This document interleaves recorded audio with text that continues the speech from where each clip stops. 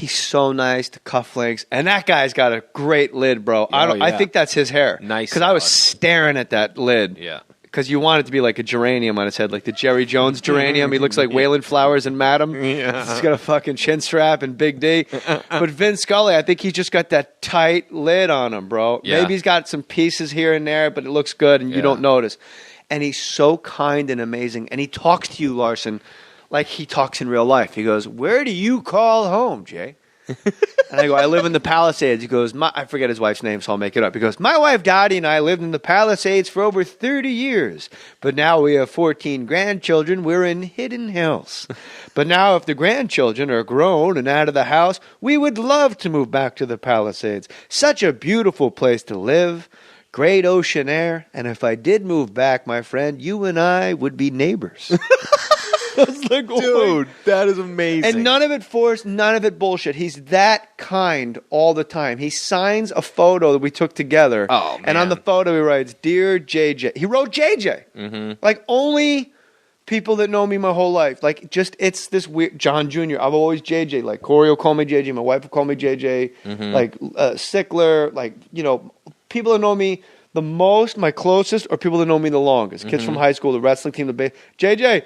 And he wrote, "To JJ, my friend, God bless you and your family, Vin Scully." Oh, my God. He's the dude. "Phil Humbert's been in trouble since the national anthem.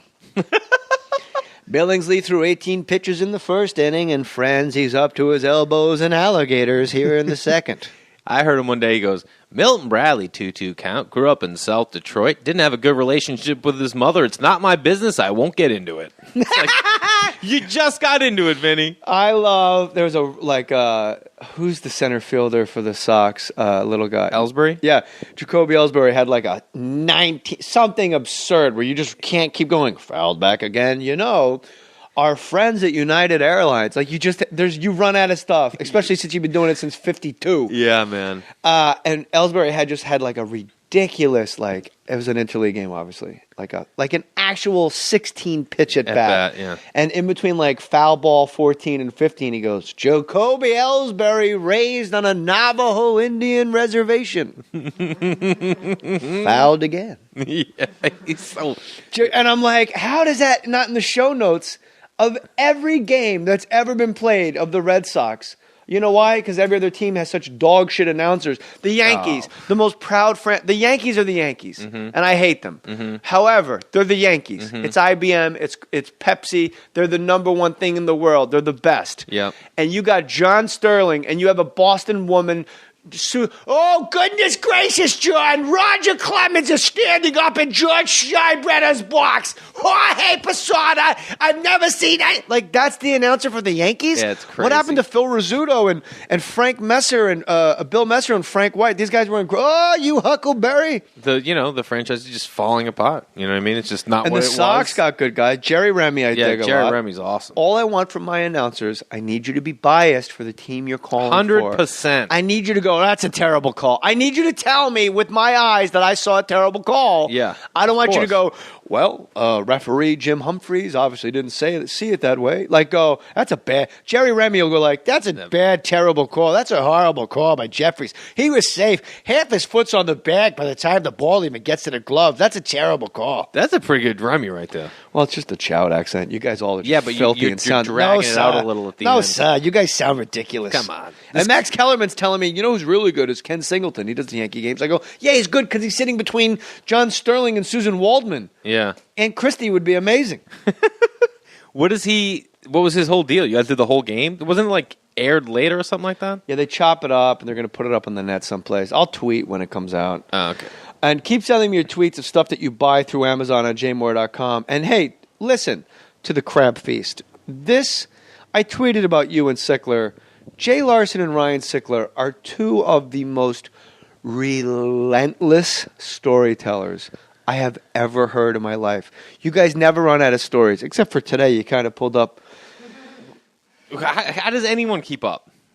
Well, I don't. You know what it is? You're right, because Doug Benson said it's more digressions. I need so many more details. But when I listen to you guys, it's effortless. Yeah, well, it's awesome. We love doing it, and we always have great guests. And you don't have Sickler going, but who condemned the house? Who said it was condemned? Yeah, he just lets it. Sometimes he will. Sometimes he'll be like in different modes. Like, you'll see him. Eric knows. And I'll be like, what's going on over there? I'll like give him a look across like, I'm just fired up, man. I'm fired up today, man. The other day we were like talking on the phone, me and Sickler, and he's in Delaware. Yeah. And the phone keeps dropping. Home of fighting Joe Biden. The calls keep dropping. He goes, hey, finally I get him on. He's like, hey, if my phone cuts out, it's because I'm in this piece of fucking shit state, Delaware. Just mad at Delaware because he can't get a call in. And I asked him about Rehoboth Beach, and he gave it a very terrible slur that I won't repeat on this air. And I was like, really? Like, you are so in love with Maryland that you can't even let Delaware have Rehoboth Beach. The one town in Delaware that's a destination. Mm-hmm. Like, we can go to Rehoboth Beach, Delaware, and lay out. He goes, what, you want beach? Yeah. And I was like, whoa. I go, it's like a mile from Ocean City, Maryland. He goes, yeah, that's Maryland, dude. I go, yeah, if you draw a line through a map, it's Maryland, but it's the same beach. There's not like a wall up. If you want your announcers to be pro their team, be homers, then go and watch any Baltimore game with Sickler, because every single call he thinks has got to go their way. You should hear Dan Godfrey down in Irvine. Oh, I know. Yeah, he's a fan. Like, first inning, there's a ball, and he's yelling at the TV like they're crazy people. Yeah, I know. I don't get that intent. One of the greatest moments I've ever seen in my life. Football, I'm like that. College football, when Alabama won the national title like 3 years ago. When they won it off of Boston College.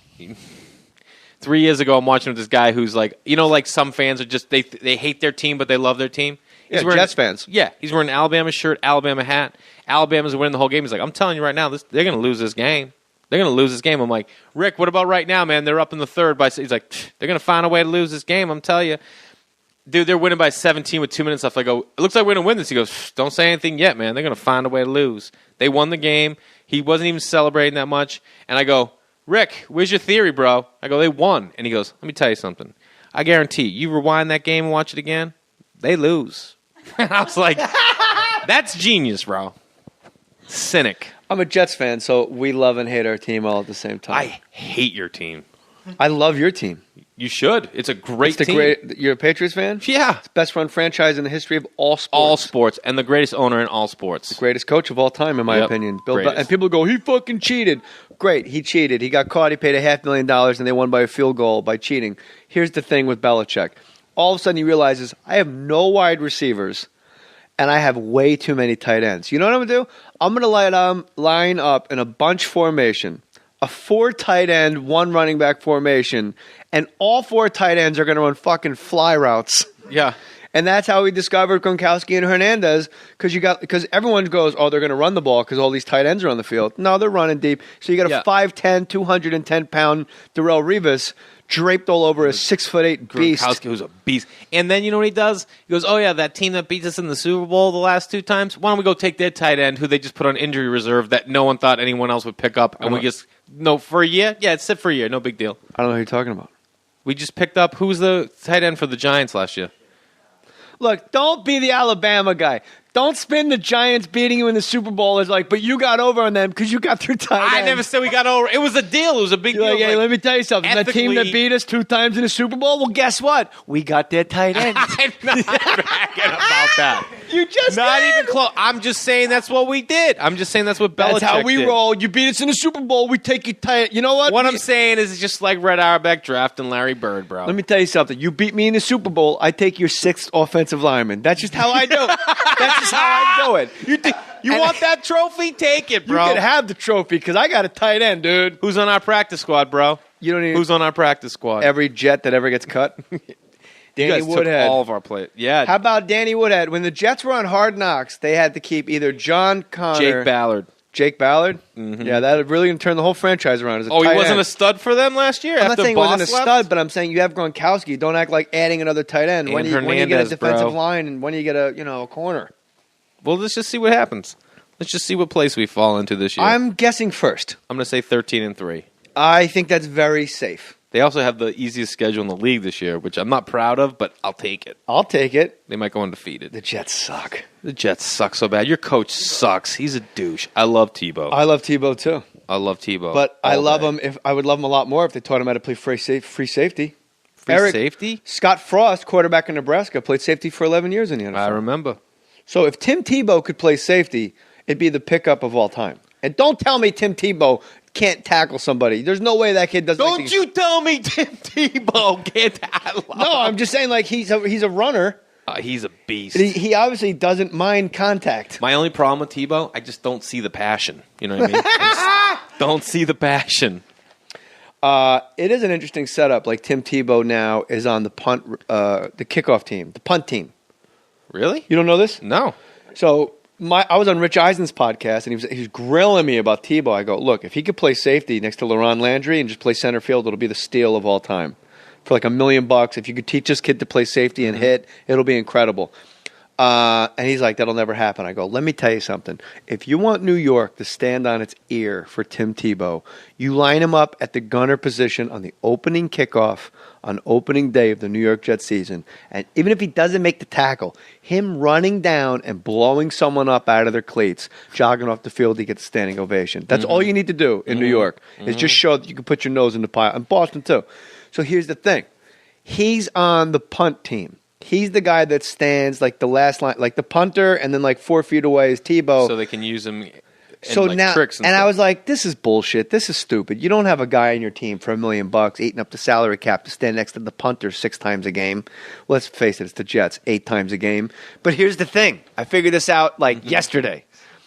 When you are on defense for a punt, you are either going to block the punt or you're going to kind of half-ass block the punt, and everybody goes back to get the wedge set up for the guy receiving the punt, and you block, right? Right, yeah. But now Tebow, who's a runner, is next to the punter. Is it a now trick play? Suddenly, your 11 guys, 2 of them have to spy one of my guys. Yeah. You are no longer roaming in or running out. 2 of those guys have to have Tebow accountability, right?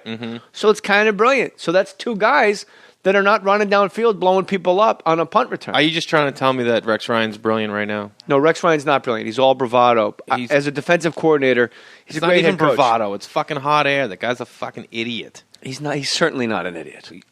You Brian Schottenheimer was an idiot. You can be intelligent and still be an idiot. Yeah, thank you. That's a Zen Buddhist that's when the teacher becomes the student. What are you talking about? What I'm saying is he's a real Nah, jackass. you got to understand, JJ. That's so Boston. He's a real smart idiot. He's as far as idiots go, Rex Ryan is a real smart. He's a smart idiot, Jay. Come on, bro. Meet me halfway, would you? Bill Belichick is a dumb idiot. Rex Ryan's a smart idiot. Bill Belichick. He is a stupid genius. He is a wicked, retarded genius. And Rex close. Ryan is a smart idiot. Not even close. How about let's take Why is he an idiot? Dwayne Wade. Do you think he's an intelligent human being? I don't think anybody that plays in the NBA that's not named Jeremy Lin is particularly intelligent. Right. But all of them. His including basketball Steve IQ Nash. is through the roof, right? Yeah, but basketball IQ is shit my son has in the driveway. What I'm saying if I'm open, hit me. That's a basketball IQ. Football IQ is different. You got to read plays. You got to not get your fucking knees taken out by some guy trying to end your career.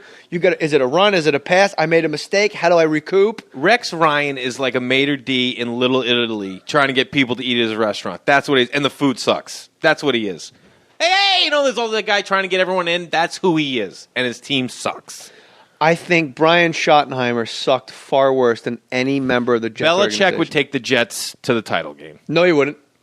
You want to? Well, fucking Rex Ryan took him twice, you idiot. To what? The AFC Championship game? That's what you just said. You said the title game. Yeah, I'm talking about the Super Bowl. All right. Well, they were in Boston. They were. We refer to it.